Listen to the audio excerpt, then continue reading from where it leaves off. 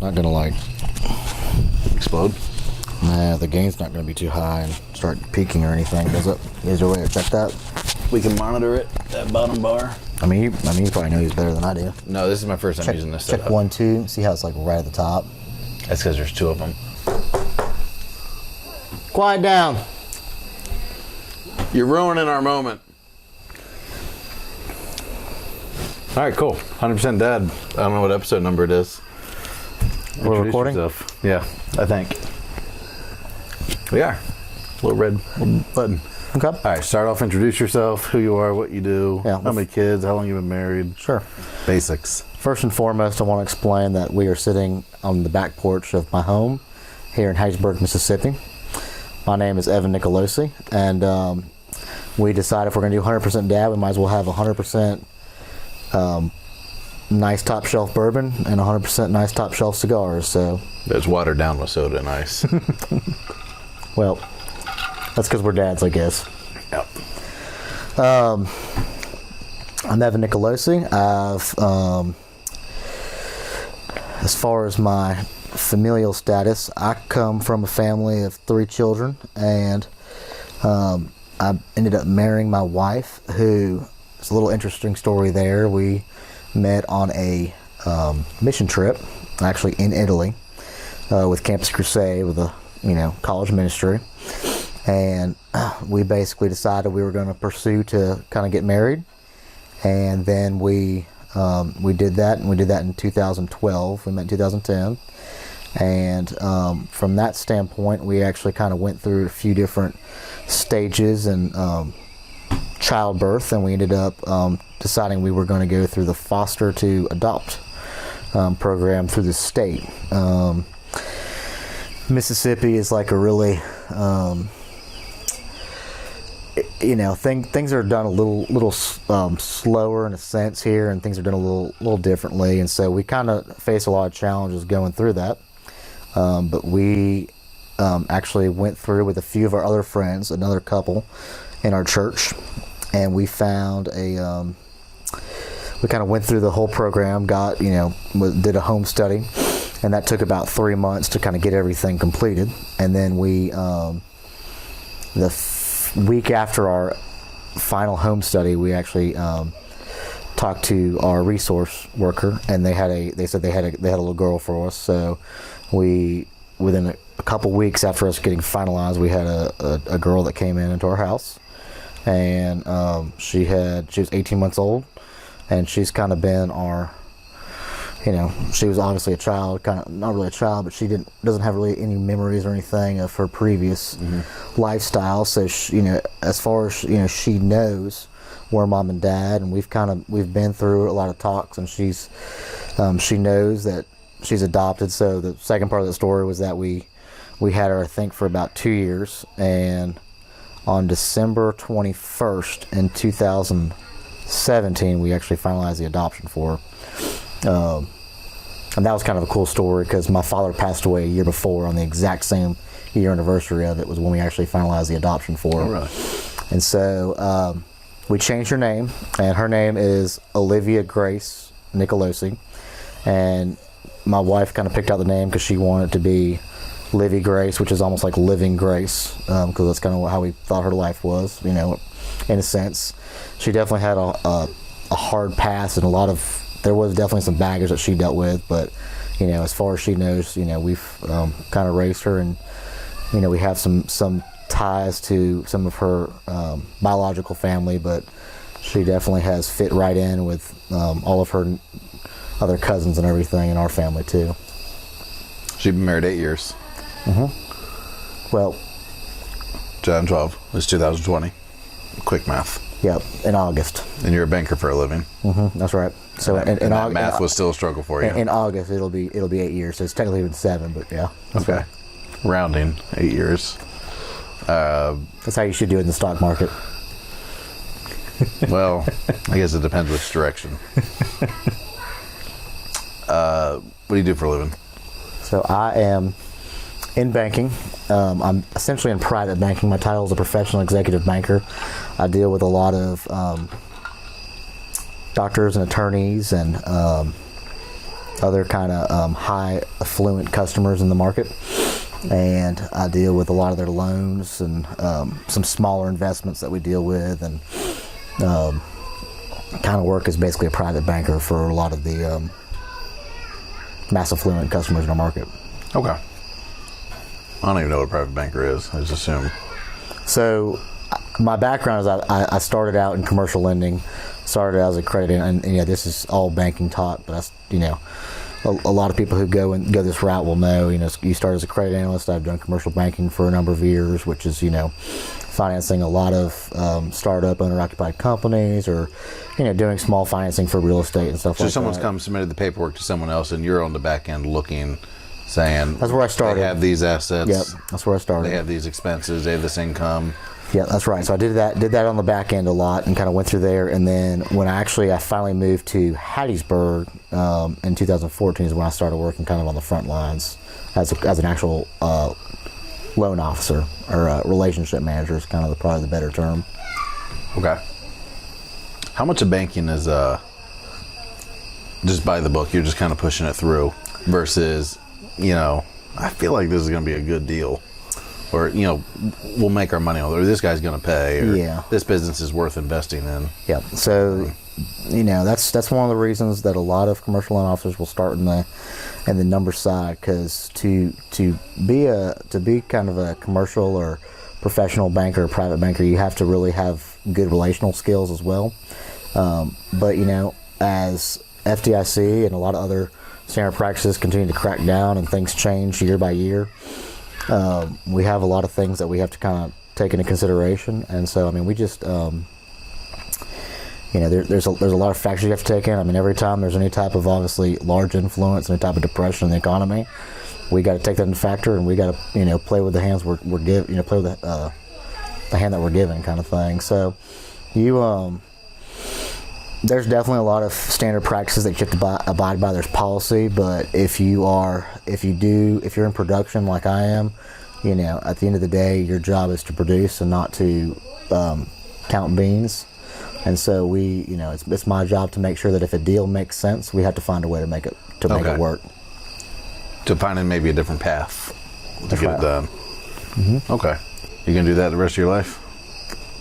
That's what your dad did, wasn't it? That was he was something banking. Yep, he was. I never knew what. My grandfather on one side, my mother's side, yeah, actually got my dad into banking.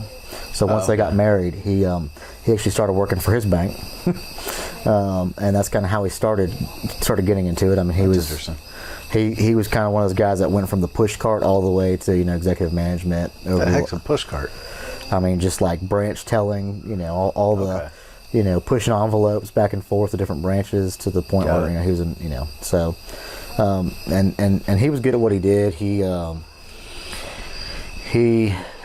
actually technically works so in 2015 he passed away from gastrointestinal cancer, but from there was when is that colon? That's colon. Mm-hmm. Okay. Sorry, yeah. So, and I don't know where all you want to go with this, so I'm not trying to make anything. I was just asking questions. I'm not trying to make anything too sappy or anything, but he went prior to that for about 6 years. He worked for the bank that I now work for. So it's kind of cool to see things go full circle. Really? Mm-hmm. So he worked for, he worked for SunTrust for about 30 plus years. Okay. And that's a long time. Yeah, it was a long time, and that was obviously through a lot of mergers, and it was something, it was from Flagship to some bank to a few other banks. But anyway, so I kind of decided in college that was kind of the route I wanted to go, and it's not really there's no real pretty story to it. I just started doing that, and for my first was it you wanted to be like Dad, or you just saw that as a lucrative career because it did well for him? Yeah, probably a little bit of both.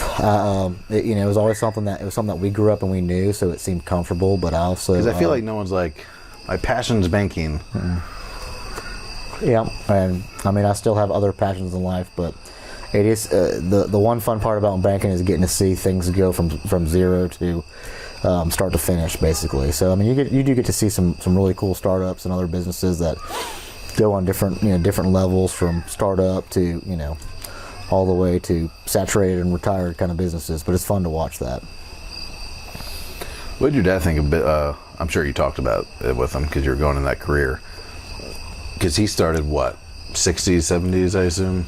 Oh wait, your dad? No, not my. He was born in the 50s, so yeah, probably the 80s, and I'm not sure off the top of my head, to be honest with you. I assume banking now, or the time when he passed versus when he started, completely different. Yeah, and I think about that all the time because it was at a point where, in fact, and this is another side story. I'm sorry for going on tangents, but when I started my banking career, I had just moved to Mississippi, and he was actually working for the bank that I'm working for now, and both of those banks were about the same exact size and bank whenever I started back in 2012, and also they are both Mississippi headquartered banks, and they're the two largest banks in Mississippi. So it's kind of fun because I called him every day, and we were able to discuss a lot, and we kind of knew about some of the same stuff going on in at least my market and kind of stuff. So it was kind of fun for a little while. But to answer your question, we kind of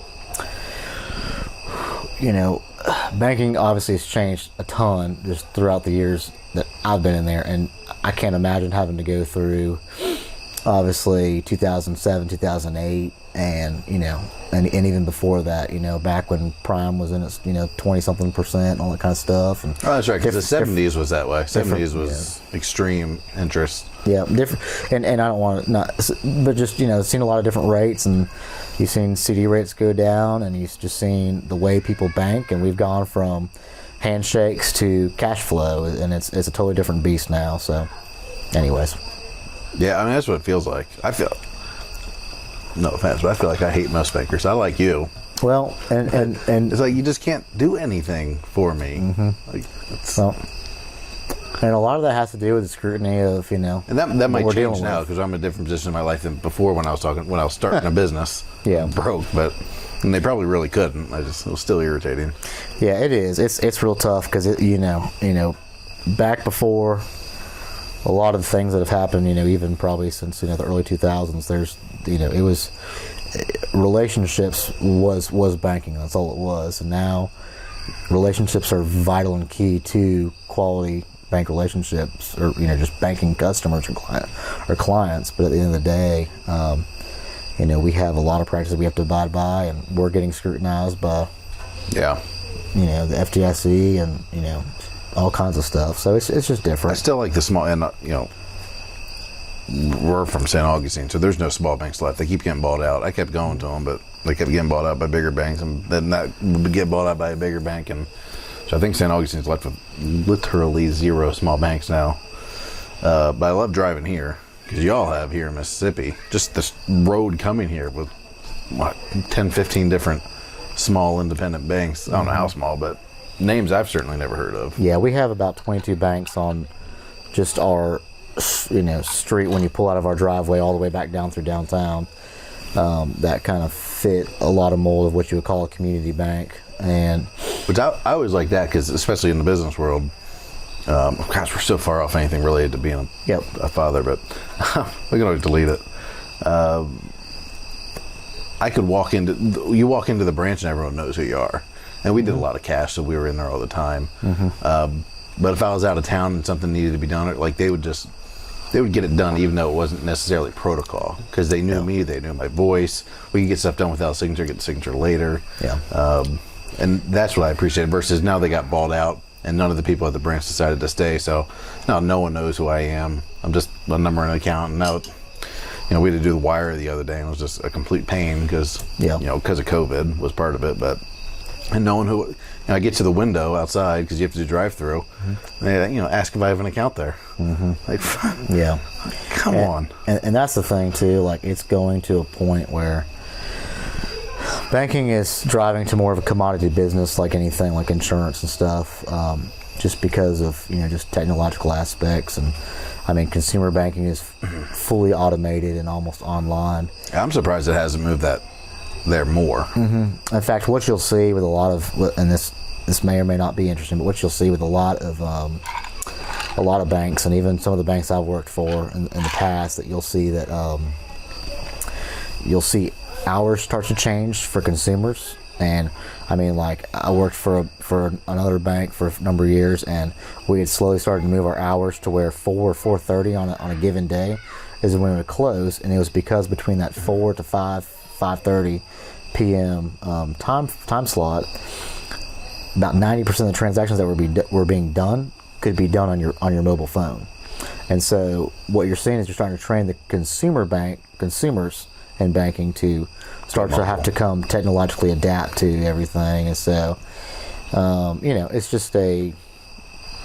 it's constantly changing. You have to, just like any other industry with technology, you're having to adapt a lot, and on top of that, with being scrutinized by government, FDIC, you've got a lot of factors going in there. But at the end of the day, it's you get to deal with businesses, and at the end of the day, at least on my side of the job, you get to deal with people every day, and that's kind of what I like to do.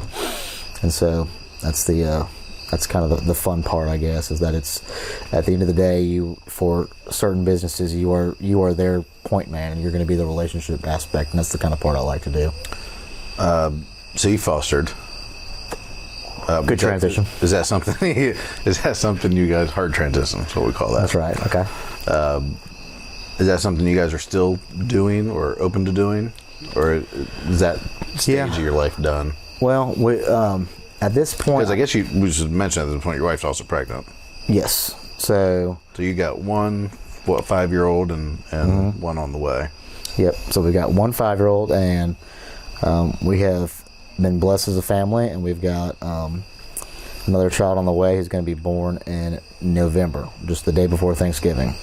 So, if I know anything about due dates, that child will be born any day except the day before Thanksgiving.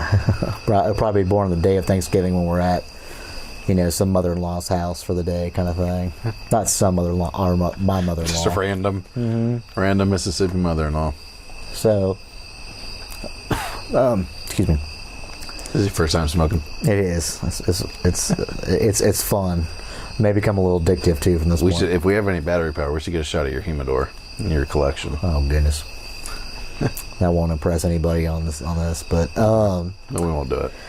So, anyways, yeah, you were talking about we are expecting, and that's another story in itself. We're very excited. We've been blessed, and we've kind of gone through different stages in our life, and I think that I'm a firm believer in you only know God's will until you're in excruciating pain, and then He decides to change and give you another path. And we've seen that happen with just different aspects of our life. We went from what we thought was basically full infertility to having the ability to have children, and we were blessed with that. And I wasn't aware of that.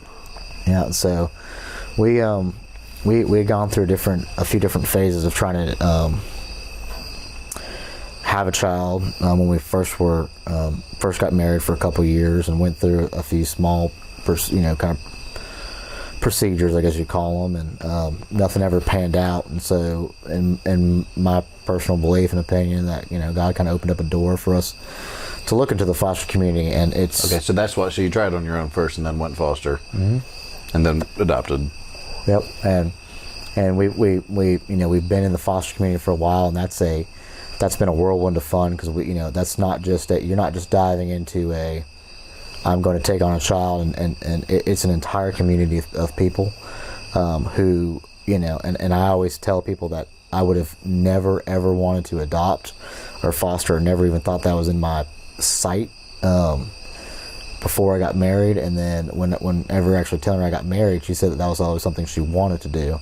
And it wasn't some layup to say that that's why we did that, but we always said, well, we'll have a few children and we'll adopt. And there's a lot of people who say that, but I think God intentionally closed the door for us to kind of go that direction. And man, it's been a great thing for us, because we've been a part of and seeing so many cool stories, and seeing so many presentations of just the gospel in itself, seeing people just kind of take on children in different circumstances, and people's lives be changed. So there's a lot of good stories. Are there any bad stories that come out of it? Yeah, there definitely is. And there's always the reality is that foster is real life. Like, you are no matter what, you are taking on children that are, 90% of the time having large issues, and it's either based off of abuse, financial neglect, or some kind of combination of the two. And so, at the end of the day, and just unfit biological parents are probably my third point that you see. But you see all these different scenarios, and you get to hear a lot of stories and people who are trying to deal with real life, because it's pretty messy. You will take on children, and you get to a point where, and we were talking about this earlier today, but you'll get to a point where there's things you're just not prepared for. You don't know anything about. You don't know whether or not they what their diet restrictions are. You don't know anything about if they're allergic to anything, or even if there's something that's going to kind of spark some type of previous historical issue that they just dealt with in their life. Because these people are coming from a lot of different backgrounds, and so you'll see that in just different scenarios. And so fostering in my world, I only knew what I saw from the movies, where it was like 10, 20 kids in a foster house, and everything was crazy, and right. I just thought essentially an orphanage with some parents. Yeah. Which obviously that wasn't the case here. Yeah. And that seems like the community around it. So I guess it's kind of a misnomer. Well, I think, from my perspective, I think there's a couple different types of really good benefits and type of people, and I'll say this: we were never we went in very intentional into fostering, and we never said we wanted to come in and be a full revolving door for like a almost a halfway home, or whatever you'd want to call it, or halfway home's not the right word, but just an orphanage, or whatever it may be. And what we intentionally wanted to do was to find a connection, and we wanted to carve them into what would be our family. And I think that there's two different types of people, or not types of people. I think there's two different mentalities there, and so we always wanted to make sure we did that, and we were open to whatever the Lord's will is, because you really just never know. But it was. So what's that process like, as far as do they give you? Yeah, I just picture like a scene in a movie where you're looking for the terrorist, and they slap down the file with the picture and the history on the person. So is it kind of like that, or do they just say, we have a child and you get what you get? It really depends. You can, and I don't mean to say that just open-ended, but one of the ways that you'll do it is you will go in and you'll give parameters depending on what your abilities are as a family, because you have to assess yourself, as parents, and decide what's going to be beneficial for who we take on. Obviously, if you are brand new, financially, still securing your lifestyle, you're not going to want to take on 4 special needs childs that are all siblings that have a lot of baggage to them.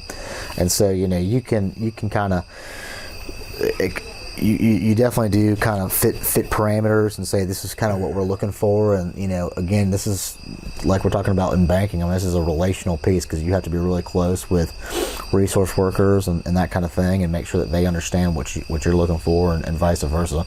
But at the end of the day, it is tough, because the whole fostering world has a large hole in it, and that is the actual personnel that work for that company. There's people that are underpaid, that are see things that you and I will never see in one day. We're talking social workers, I assume. Talking about the social workers, or resource workers that you can call them. But these are people who, in one day they will tear children from a family, take them, strip what a family would construct it as a biological family, and within that same day also see a whole new family that's being built. And you're not that you're playing any type of superior godlike whatever, but you're doing a lot of work. So it's always been really tough. We always said how there was an issue with it, because we had, I think we went with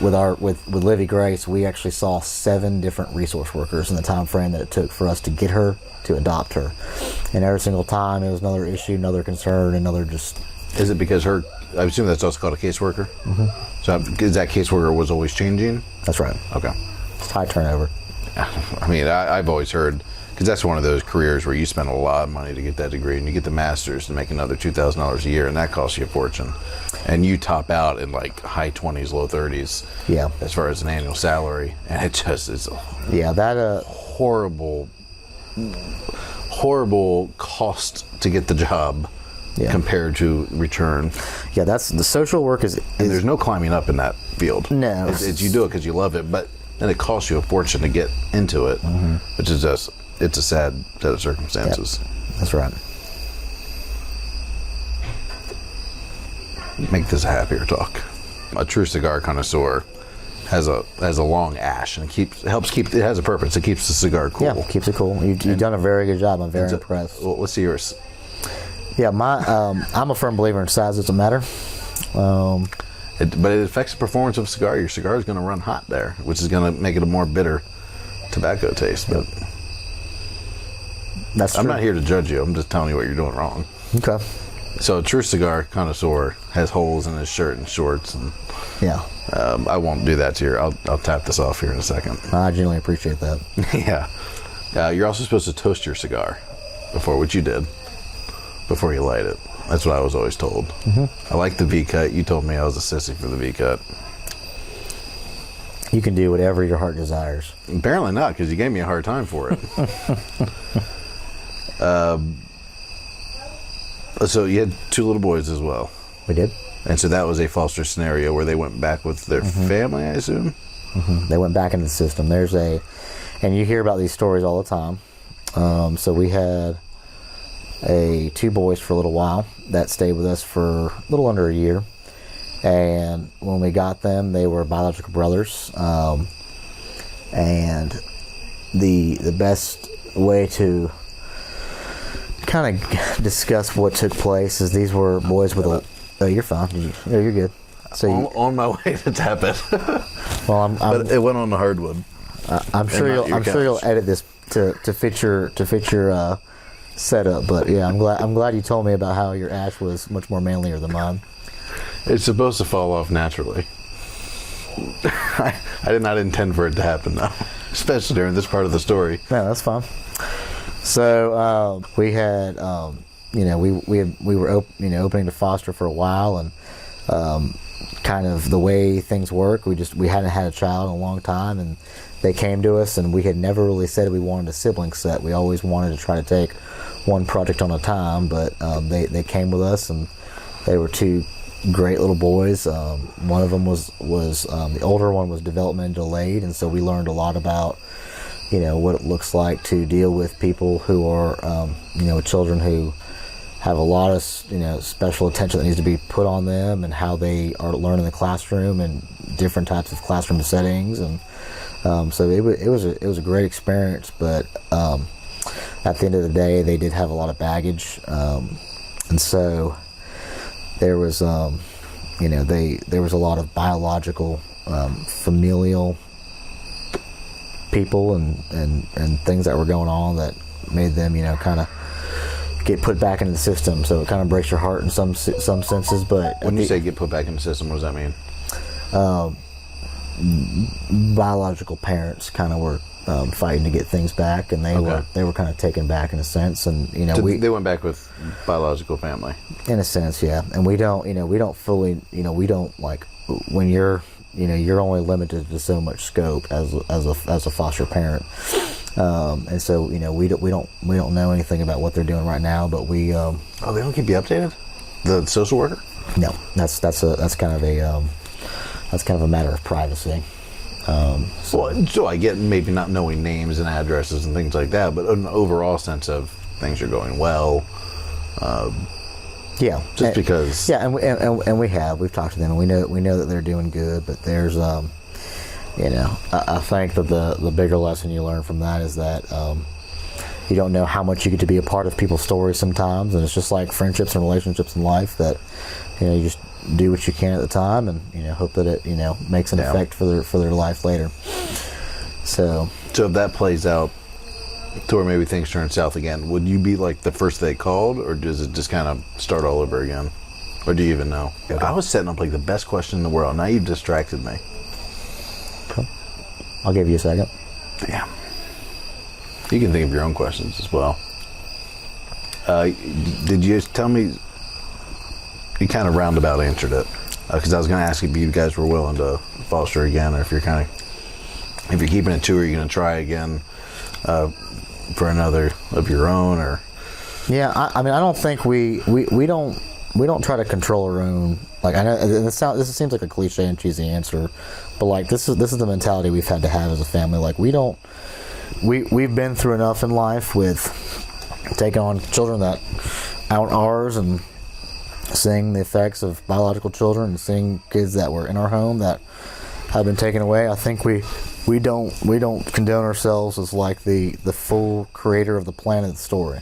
And I know that seems cheesy, but that's just kind of where we stand, and we're kind of one day at a time. And right now, we're thankful that we've been given the gift of having our child, and we're gonna, ultimately, what we have to focus on for us as a family is to make sure that, this new baby, which is going to be a girl, is going to be, brought into the right setting, and be loved, and that's kind of what we focus on. And for people who aren't from Mississippi, you said brought into the right setting. Yeah. Not brine. Right. Mm-hmm. All right. You don't salt the baby. Right. And we also have a peck of peaches. You got a half peck. That's right. It's about 5 gallons. That's right. Which I don't think that's not a Mississippi thing. This is the first time I ever heard it. According to Ryan, the homeschool teacher. So, fostering. Is fostering intended to be an in-between to get back to parents, or is fostering intended to be find a home for adoption? So the number one rule in fostering is that the intention is always reunification with the biological parents. Okay. And if you were on that side, it makes perfect sense. This is a time period where a parent may or may not be off their game. There needs to be second, third aspects of grace for them, mm-hmm. and so they can have the opportunity to.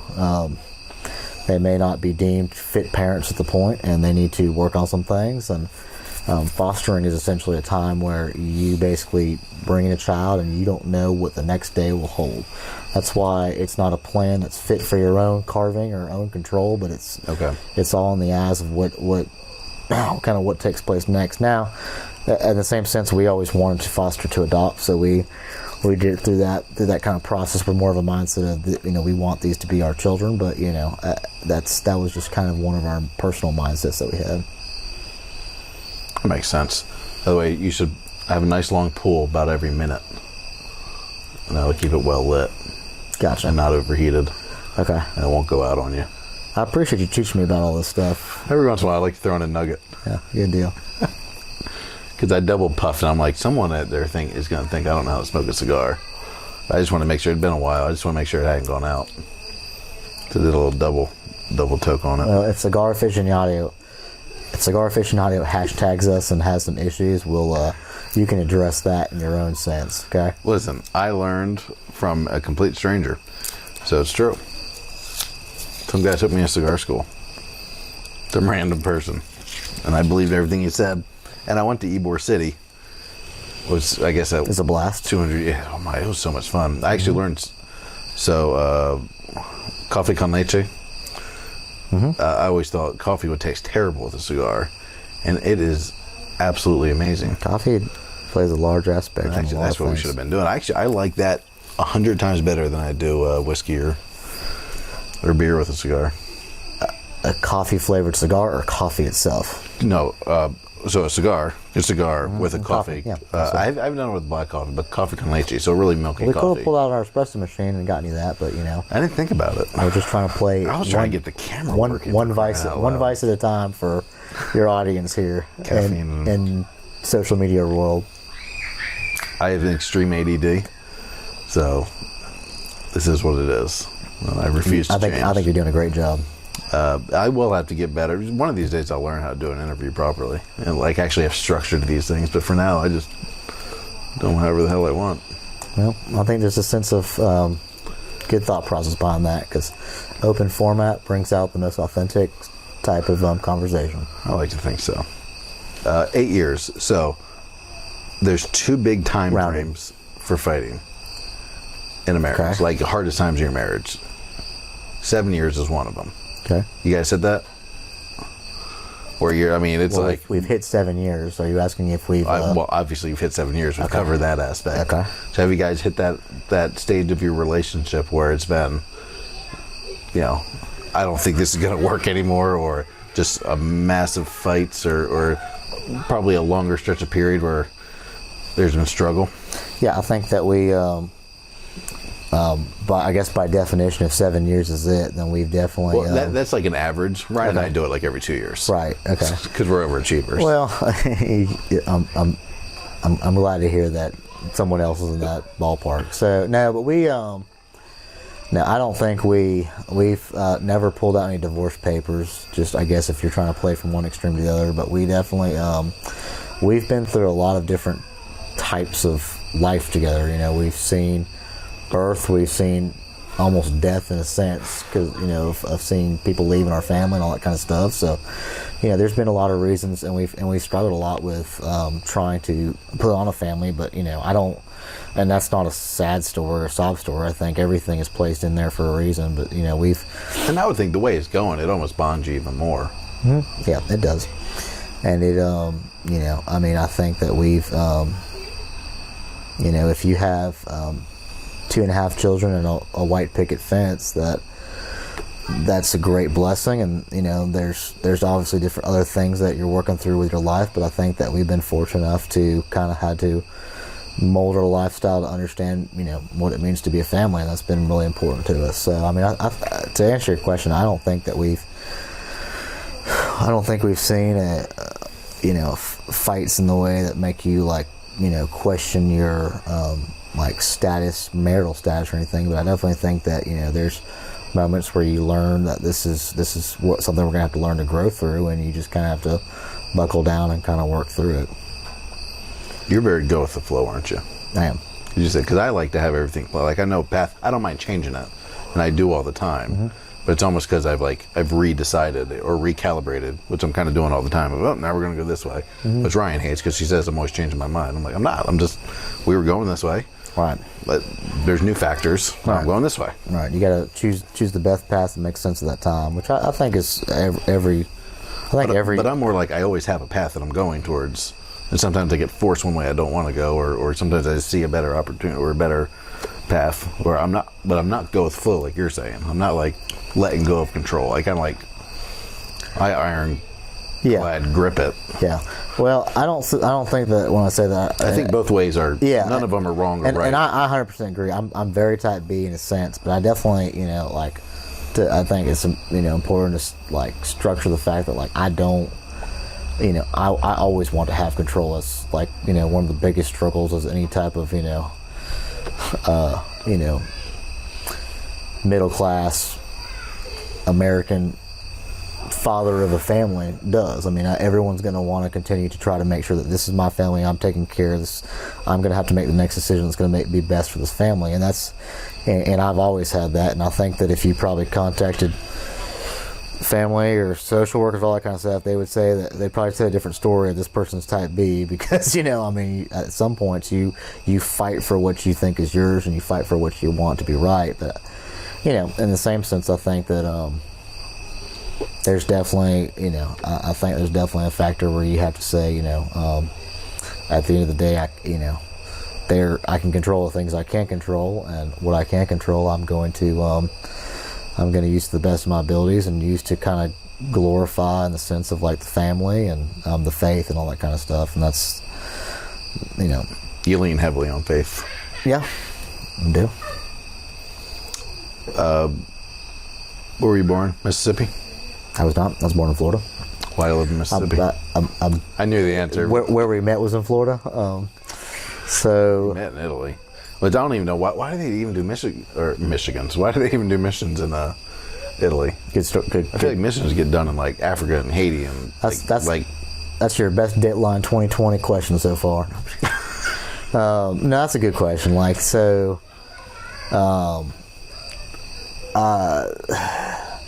It can be a short story or a long story. I'll try to make it a shorter. Based on battery life, we might have to make it short. I'll make it a definitive story. I'll put it that way. Yeah. You got 45 minutes. We're good. So your question was, why do they do missions, even in Italy? That was like my fourth question. There was like 5 in one, but yeah. Was there? Okay. Yeah. That was the one. That was what I got out of what you asked me. That was the last question I asked. That's why. Okay. You don't remember the first 4, do you? No, you can rephrase it if you want. No, I don't remember them either. I was hoping you did. Okay, good. But let's go with the last one. That's fine. So the... Oh, it'll be why you live in Mississippi versus Florida. Well, Because obviously I've chosen Florida and I like it. I gave a synopsis a second ago, but so the short version is I grew up in Florida. I was... I feel like that was a dig at me that I didn't hear it right the first time. No, I was just saying that... no, I didn't. I already answered this question. I'll do it again. No. I'm crying out loud. Hardball with Townsend Russell. Should have brought my... Never mind. So... I don't even know where that was going.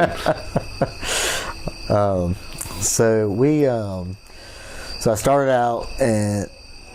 obviously grew up in Florida, born in St. Petersburg, moved to Fort Myers. Most of my actual childhood was in St. Augustine, Florida, which is where you spent a good portion of your adolescence, I'd say, at least a little bit, at least through high school, right? All of high school. All of high school. West Virginia before that. So we, so long story short,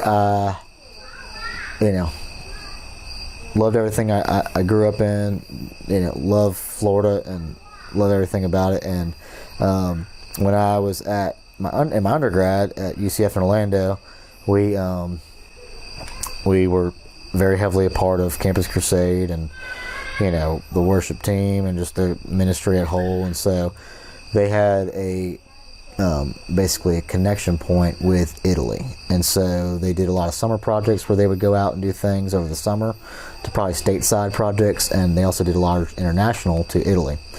And so I'm Italian, and I love Italian culture and all that kind of stuff, and I took 3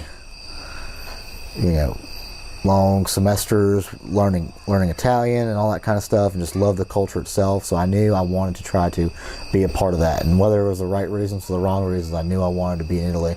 And I'd gone a few times with my family. In fact, my sister had a destination wedding there. I love the place, and so... Did she really? Mm-hmm. I didn't know that. She did. So just loved Italy in itself, and so I just wanted to be, like any innate human quality, I wanted to connect with that thing. Just like you want to do national travel, I wanted to learn more about Italy and be a part of it. So both your parents were Italian? Just my father. Okay. Is 100, so I'm technically just 50%, but anyways, they so we had that partnership through the college, and I had done a couple what they call vision trips, where you've gone for like a week and spent time there, and kind of it's a collegiate ministry. Was that stateside or over in Italy? Okay. So you made multiple. I made just a couple trips there, yeah. And so what do you do over there? I keep interrupting you, but no, you're fine. I'm curious. It was you basically do a lot of college ministry, so you basically go on campuses with other college students, and the thought process behind that is that obviously a college student connect with another college student, and you go out there and you basically kind of because we're talking Italy, it's like the Mecca of Christianity. In a sense, it's the Mecca of Roman Catholicism. And well, I'm Catholic, so yeah, I mean, there's nothing wrong with that. And like they have a very traditional style background, and like just Roman Catholic Church, and the way you're finding people that are disenfranchised with the strictness of the right way. No, and the reality was that we wanted to go in and just kind of be a part of just what the church and. Is this going to be okay for you? Is that all right, or should I? I'll take the label off and finish it properly. Yeah, once I get there, I'll move it off for you. When you burn your fingers, find a twig, bend it in half, and then you chew the last remaining bit. Okay, I'm glad I brought you on board to help me smoke cigars tonight. That was my biggest worry about this whole interview. I feel like I'll never be invited again. So, going on tangents here, but basically, it's college ministry. It's the idea of connecting with other college students on a campus, and of course, UCF, where I went, is now the nation's largest campus. College campus. There's 60,000 undergrad there. I didn't know that. Mm-hmm. So 60,000 undergrad there. At the time, I think when I started there, it was the seventh, but no matter what, there's been 40,000 to 60,000 since when I went there. How many national championships? One declared national championship. So that we can do a whole nother topic on that, but I'm not sure if that fits in 100% dad or 100% right. But that's a different story. So we, anyways, we keep getting me off on these tangents, man. I love it. All right, so you go to Italy. You're doing mission work. Yeah, and you ran into and to answer what you kind of started, just because I want to do it real clear, like. In ministry, I mean, in a ministry aspect of that, it's not to go in and teach someone what you think the church is. The idea you're not finding non-Christians and trying to convert. No, you're going to college campuses. Here's the thought processes, and like even in like Rome, like such a large traditional lot of history with someone like Italy. We always joked and said that the church in the sense of Italy, because we all know different parts of the Roman Catholic Church in Italy, that the strengths and the weaknesses, and I think there's a lot of parts of that make them very vulnerable. And like we always joke that in Italy, it was almost like the church is like talking about their mother, where they could talk about it in a bad sense, but you can't talk about it. Yeah. So there's some sensitivity issues, but at the end of the day, you're just wanting to kind of overreach that and talk more about more personal, spiritual, intimate conversations, which is what you go over and do. So, anyways, I just wanted to put that. I wanted to punch that in there. You ever been to Jerusalem? Huh? You ever been to Jerusalem? I have. Israel? Mm-hmm. That'd be really cool to do. Would it be? No, it's very, very cool. Would you take kids there? Mm-hmm. Now? Current environment? Mm-hmm. And when I actually went there, I was a kid. I was in 5th grade. And I could hear, and even when we were in Petra, I could hear bombs being put off in distant miles, and a few miles away. But anyways, because that's the real Mecca of Christianity. I want to make sure that got said. I don't actually think Italy. No, Italy was. Italy's a stronghold for the Catholic Church. Right. You're, when you say Mecca, that's where Jesus Christ was born. Yeah, I get that. I got you. But anyway, so.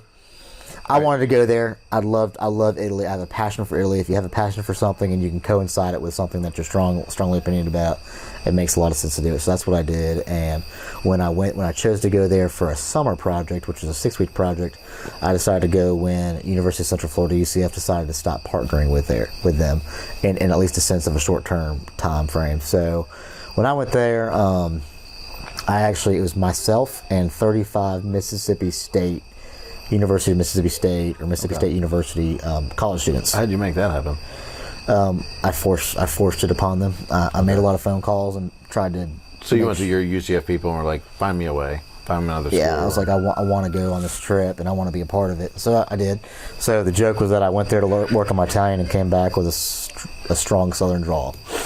So it was. And I'm assuming that's how you met your wife. That's where Taylor was there and met her there, and and intentionally kept going from there to pursue marriage. I don't think we ever started dating with the idea of just casually dating, because when you're 700 something miles away, you make sure it's pretty intentional.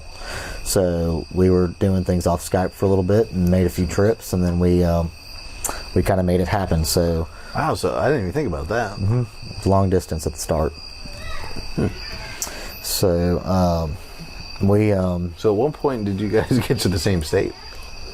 Were you long distance and then got married, or did you move to Mississippi? No, I actually, right after I graduated with my MBA, with my graduate degree, we knew it was going to either be Florida or Mississippi, and Taylor was trying to apply for occupational therapy school at the time. And so one of them, it was University of St. Augustine, she was a part of in Florida. And the other one was in Jackson, Mississippi, which is called UMMC, which is a sub medical college of Ole Miss. And so she ended up there, just with the way everything worked out. The Mississippi one. Yep, the Mississippi one. So I would fly up every couple weekends, interview with banks, and try to find a job. And then we ended up expensive date. It was expensive date. I mean, when you're when you got to fill up 2.5 times tanks of gas just to go see her. I mean, it's definitely. I wouldn't say that's a popcorn in a movie theater type of relationship. But now anyways, that's just kind of how we made it happen. And it was so when you talk about intentionality and being type B, I think that there's some times where when you know what you want, you at least kind of go for it. I guess so. That's our lifestyle, and I didn't realize that. I had no idea about that story. Mm-hmm. Well, that's cool. So that's why you ended up in Mississippi. That's why we're here to this day, and we've been in a couple of. I guess she got her. No, now if she had gone to University of St. Augustine, would you guys be in Florida? Or would you have gone back to Mississippi? Woulda, coulda, shoulda. I don't know. I mean, who knows? And so we're again just one day at a time. This is where we're at. So. It doesn't seem like a bad place to raise a family. It's not. I've actually kind of liked the whole. I love Florida. We're in coastal Florida, so it's a little different. I've never lived in central Florida, like the farmland, and there's a great word for it I'm missing. What do you call Central Florida? Disney World? North of that, like Ocala area. Scrubs. I never grew up in the scrubs. I'm not sure if I can say anything without sounding politically incorrect, so I don't know. I like the lifestyle. It's hot. It's a little hot. The roads could be a little bit better. Mm-hmm. But everyone's nice. I love the heat, humidity, and bad roads. Just welcome to Mississippi, man. I love the geography of everything I've seen in the Southeast so far, and I never traveled. This is my first time to Mississippi. This was my first time to Alabama. Yeah, I've been through coastal Georgia before. Yeah, but I just I love the rolling hills. I love the different trees and also the different soils, because all we have is sand in Florida, and you guys have clays and colors and rocks. Yeah, and I'll say this just to because that's a really cool thing that I think I've got to experience, that I've been very fortunate and blessed to, and gotten to see be a part of. But Mississippi is not a destination place to move to, and my wife is from the Delta, which is just a large flat farmland up in North Mississippi, and you would never have any reason to be there unless you were born there.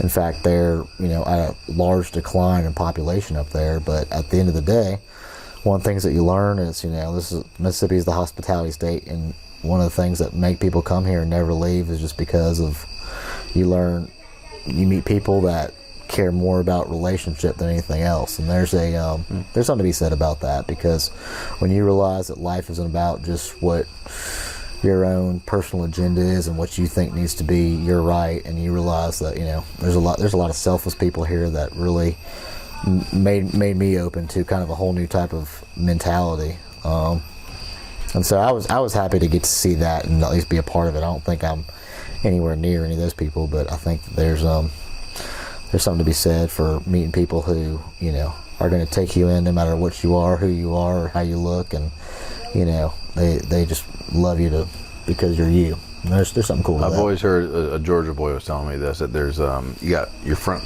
porch friends and you got your back porch friends. Okay. Is that the same in Georgia or Mississippi? I feel like that's the first time you've heard that. Yeah, I've never heard that before, but I'm guessing that's because it's like. So if you really if someone comes over, because I guess in the South sometimes people just show up. Like that's the way he was. Like at your door. Yeah. Like, hey, how you guys doing? So you sit in the front porch and chat for a little bit. I got you. And maybe this dates back a few decades. Yeah. But okay, I see it. Yeah. And so, if you're friends and you're social, you sit in the front porch, you have some tea and whatnot, or whatever, and have a drink and talk and chat, and then they leave. And if they're really good friends, you invite them through your house to sit in the back porch. Yeah. Well, there's definitely a large, with good comes bad, and there's definitely a large. You got a great front porch here, by the way. It's a back porch. I had a great front porch until your kids were on it. You can cut that one out. So, one of the things with you're talking about just kind of front porch friend and back porch friends. In Mississippi, good comes with bad with just just being hospitable to people. And I think when, there's definitely a large factor where there's a lot of small talk, and, you're going to be somewhat genuine to everybody, and in a way also kind of cut yourself off. So I think there's definitely a lack of just intentional, like really intentional, relational, hard-hitting questions that people do here, and they kind of put on a facade. And if you're you and I'm me, we'll have a good conversation and not try to get to a point where we're crossing any gray areas to make us need to have any type of controversy with each other. And there's kind of something to be said about that, because people, when people get real, they can get real. But if everyone's kind of people pleasing and just kind of looking out for each other, and that's like I'm not speaking for like the state as a whole, but this is just some of my experiences I've seen, like from this like kind of socioeconomic standpoint. You heard it here from Governor Nicolosi. That's right. Am I using too many words? I don't know. You have a will? Do I have a will? Yeah. I don't. Really? I don't. Get a will. Okay. Like today. Okay. For real? You're killing me. Why? You're gonna kill me, making me look like I'm. So what were you going with that? I was genuinely asking. I ask every father. Huh? You need a will. Okay. I just tell them all. Yep. I figured you were a banker, so you're like so much paperwork and everything that you just would naturally have one. Yep. I've got the financial side kind of put in place, but I've actually never gone and put together a will. It's super cheap. Yeah. So yeah, do that ASAP. Because if you get hit by a bus tomorrow, it wreaks havoc on her. Yep.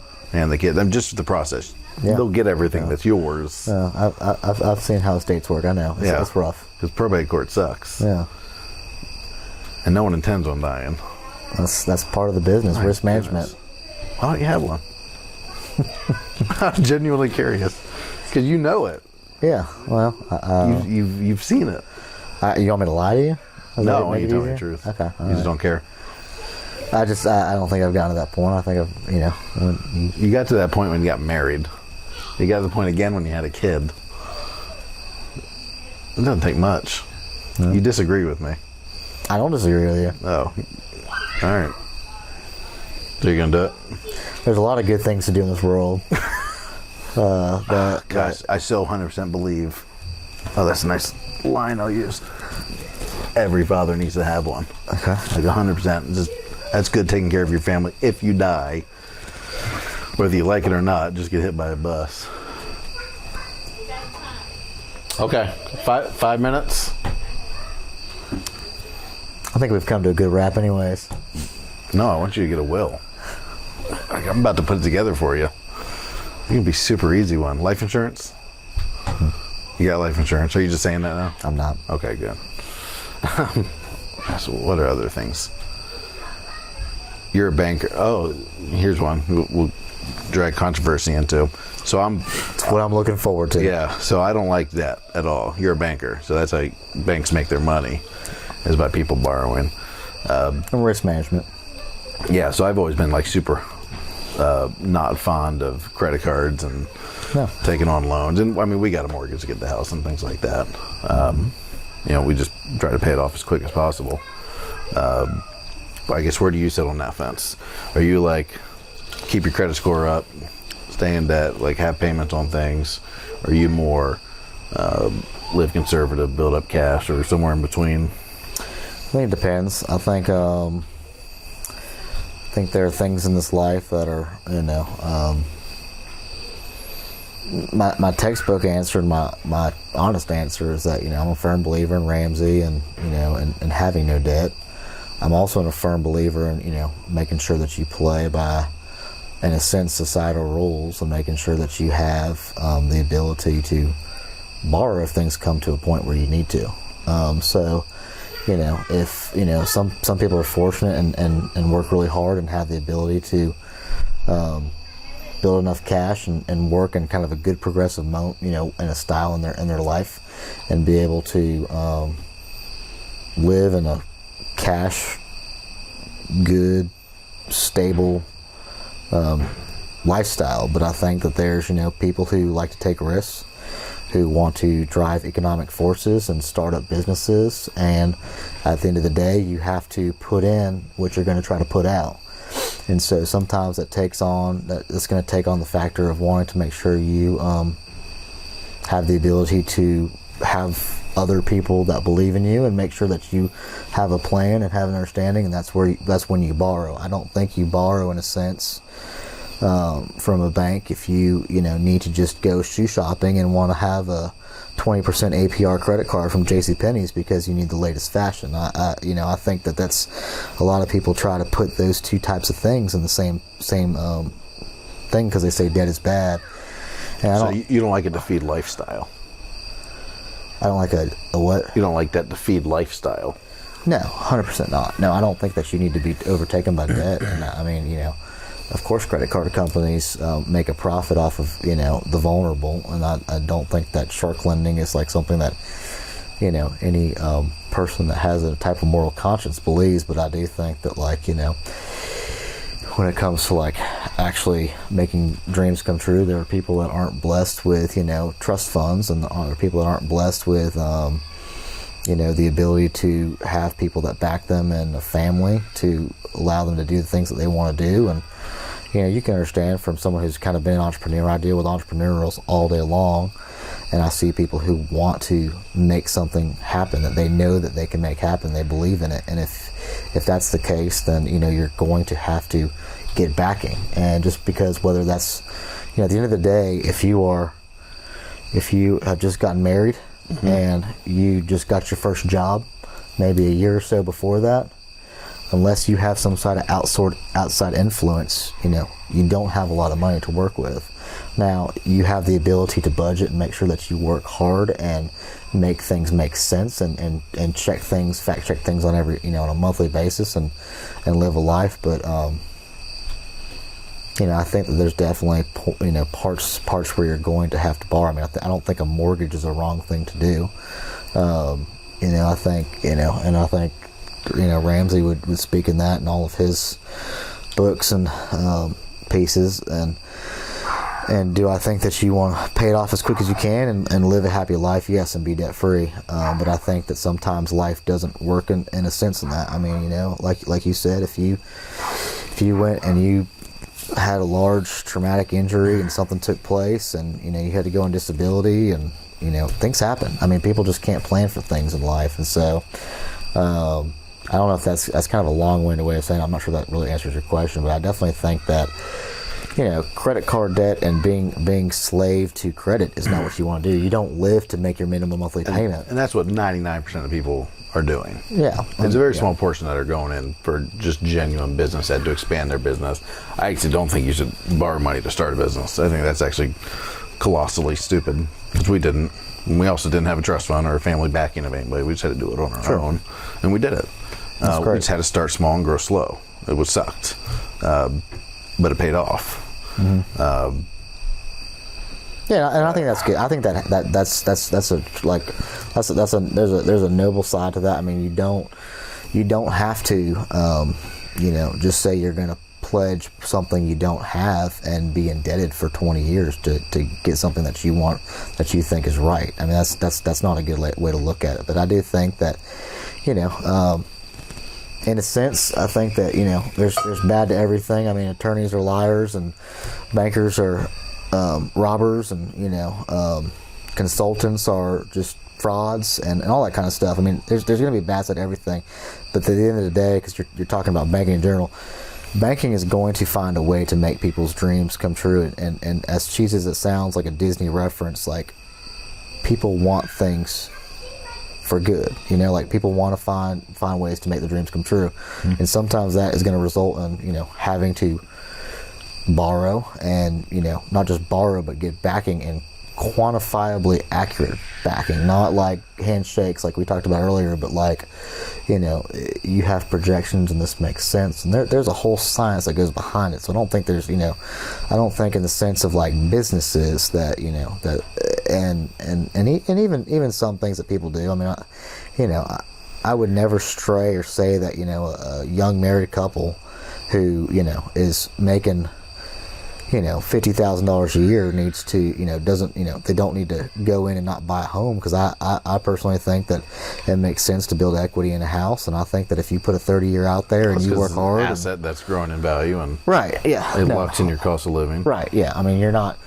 I mean, I don't think to say you're going to build credit and just go, blow things and sit there with a $30,000 balance in credit card debt is going to help you by any means. But I do think that, there's a sensible understanding and making sure that And the other thing too that amazes me is that people don't realize you have access to understanding these days. It's so easy, and credit score and that whole conversation is not a hard conversation to swallow or understand these days as it was like 10 or 15 years ago. So I mean, people have the ability to understand, like, hey, if I do this, my credit score is going to jump up. If I'm only utilizing 30% of my credit card availability, and it makes sense for my monthly budget that I have and expenses, then it makes sense, and I pay it off every month. But at the end of the day, like that, you have that ability to like see things, to understand that, and you have to do what's comfortable. And I think that sometimes ignorance is bliss, and if with people who probably just wouldn't be able to handle that,